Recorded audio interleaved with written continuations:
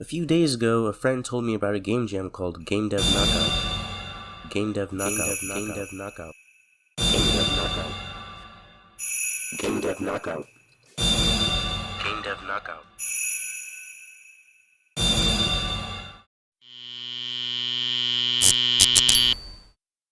Choose your difficulty.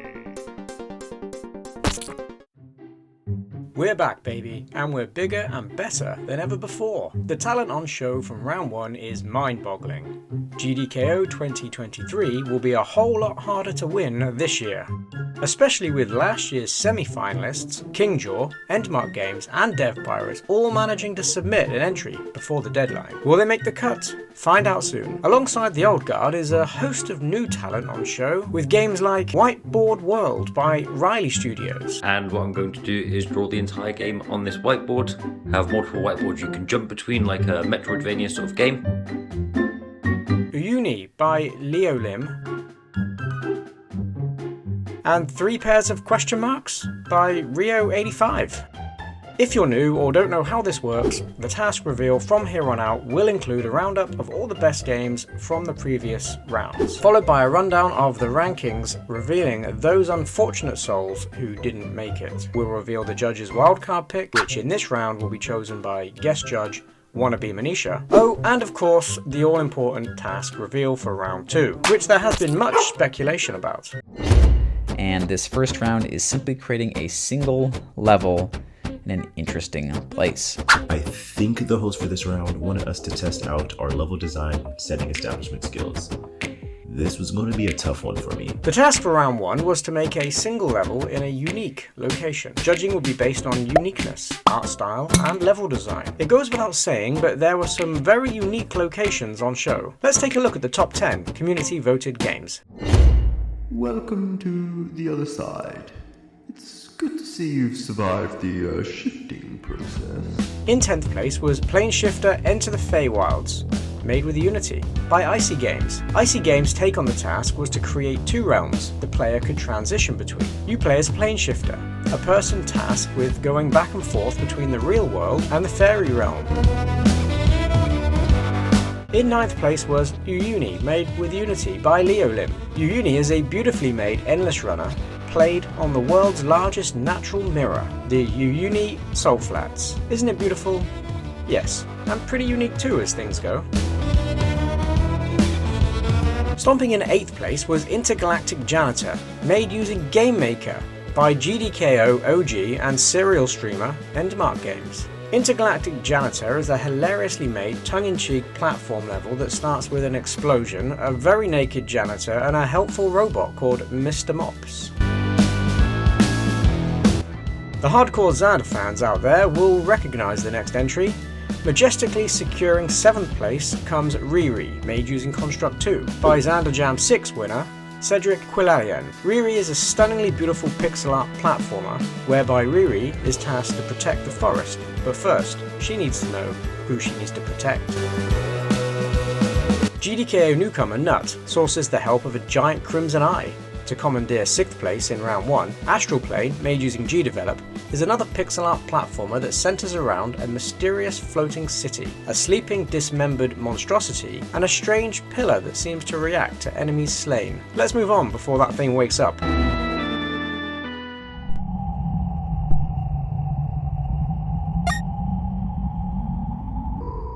Another GDevelop showcase steals 5th place. ANAF30 has done a wonderful job with Parsden, a game about Jacob, a little baby man who can sprout spider legs and transverse a fantastically minimalistic yet amazingly atmospheric mountain landscape, and a circus tent, very unique. Midori Monkey lands in 4th at the end of round 1 with Grim, a game level that is anything but. Midori Monkey used Unity to play as Lily, a girl who ends up in a strange world below an elevator in her apartment.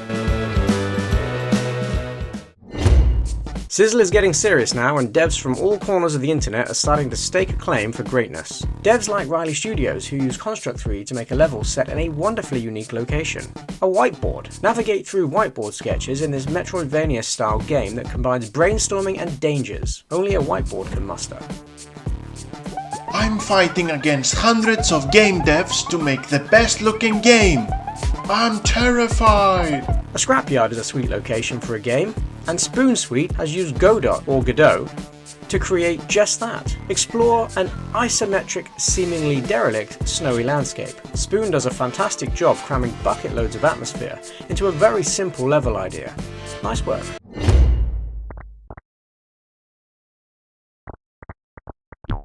First place in round 1 showcases a level that's almost as unique as the game engine that it was created in. Jabuin created Uzan Orbital using a game engine called Heaps, and boy did it deliver heaps of quality. Heaps.io is a mature cross-platform graphic engine designed for high-performance games.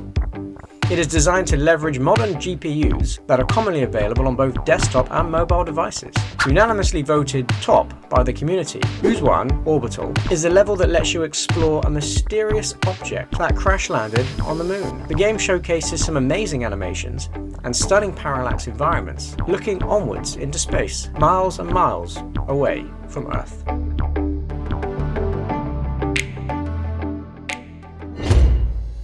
Well, with the top 10 in the books, let's see who managed to make the cut. 105 devs managed to submit an entry to round 1, and 25% of them will not make it to round 2. This means only the top 79 will progress. The entries ranked 80th to 105, and unfortunately won't be progressing in the competition are, in no particular order, Restaurant by Ahmed Noob, Desktop X Hill, We're All Just One Really Bad Day, Hop to Heaven by Vincent Mann, Branny, The Painkiller by Bob Dev, Collectia by Isha45, Ninja Factory by Helper Duck, Backroom's Nightmare by Spooky Productions, Bilbo and the Lights of the Ashen Lands by Spino, The Tree by Xenoparrot, Creator Apocalypse by Creator, Dino vs. Countries by PP Games, Gravity Ball by Mohammed Hijazi, Open the Door by a set of brackets, Isolation by Sevo88K, Icy Jump by Veritori, Squad 13 by Ortis Studio, For Those Who Have Been Consumed by an Apple by Snake Winter, GDKO 23 Round 1 by Crimson Wolf Games, Match It Fast by Arcee, Platformer 14 by Ultra Notchos, Off the Shelf by Turtle Gunner, B-Field by Glasm, Suncatcher by Oscale, Lantern Boy by Jammy OWO, V-Level R1 by Jbrick, and Daydream by Asasha. Sadly, this means these devs failed to make the cut, and will be saying goodbye to all of them in true GDKO fashion. But wait!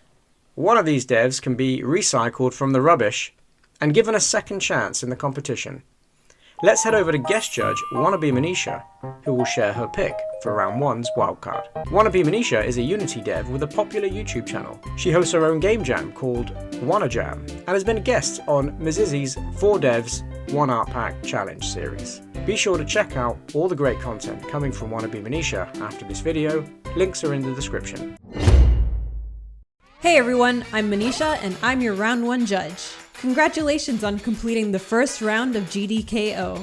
I had so much fun playing many of your games this past week, and I was extremely impressed. The task for this round was to create a single level in a unique location, and it was really cool to see how you guys put this into action. We got a ton of interesting ideas, some with cool environments to explore, and others with characters and themes that intrigue you. After much consideration, I have finally chosen a game. The wildcard is Match It Fast. The developer really created a polished game here, and I had a lot of fun playing it. It was really funny that the main character was a moving match and that the enemies were origami bunnies. I think this really made your location come to life, and it made it a unique and memorable playthrough. Well deserving of continuing on to round 2. I'm gonna slip in a word of general advice for you while I'm here, and that is to try your best to do a web build for your game, especially for a tournament like this.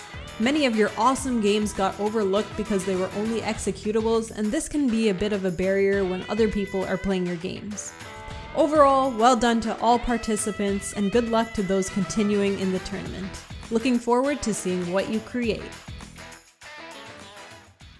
Well, our group has gotten smaller. Only 80 devs remain to tackle the challenge ahead. Before I reveal the next task, here's a recap from our sponsors. Unity are offering a 30-day pro key to any dev using their software. The winner of GDKO gets a free 1-year pro account, and second place overall receives 3 months subscription. Not too shabby if I do say so. GDevelop is a 2D cross-platform free open source game engine, which mainly focuses on creating PC and mobile games. GDevelop are offering a 6-month gold subscription for the best game made using GDevelop. Construct is a HTML5 based 2D game engine developed by Skira Limited. It is aimed primarily at non-programmers, allowing quick creation of games through visual programming. Construct has a limited free version, but they're offering a free 1-year personal plan for the best game made using their platform. Finally, Yahaha brings 3D content creation to every creator with simple and easy tools and templates. With Yahaha, creators are part of an exciting new social community, sharing creative, fun experiences where the only limitation is your imagination. Yahaha are offering a $50 cash prize to the winner of GDKO, and also the best entry submitted using their platform. Yahaha is free to use, so if you want to take on task 2 using their software and chase down that cash prize, there is a link waiting for you in the description. And now the moment you've all skipped the video forward to see, the task reveal for round 2. Round 2's focus is on sound and audio.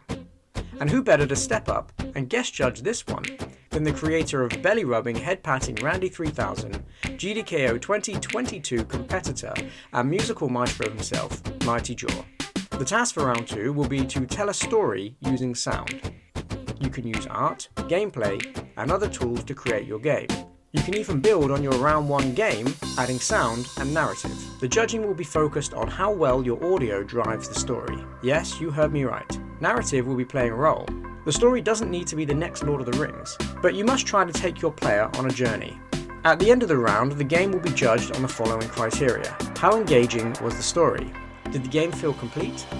Did the sound and audio fit the style of the game well? Should this entry qualify for the next round, which will be the primary judging category? The rankings for round 1 have now been made public, so you can join round 2 if you made the cut, using the link in the description. Thank you to all the devs taking part, and an extra special thank you to my wonderful Patreon and YouTube channel members for supporting me and making all this possible. A special thanks to Foozle CC, Retro Galaxy, Olivia Bernier, Amari Lewis, Enmark Games, Tor Alex Anderson, Rob, Jared Dumont, Lighting Cat, Martin K, Julian Cruz, Raul Son Gonzalez, 60 Plus Game Dev, Nathan Wilson, 8-Bit Gamer, Arcas, and Davey Wagnarok.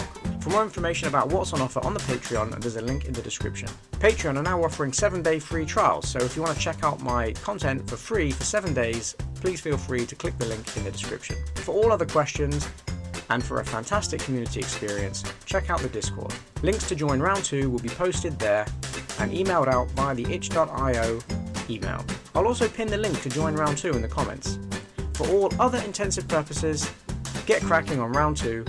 I'll see you in the Discord, and as always, I literally cannot wait to play what you make next.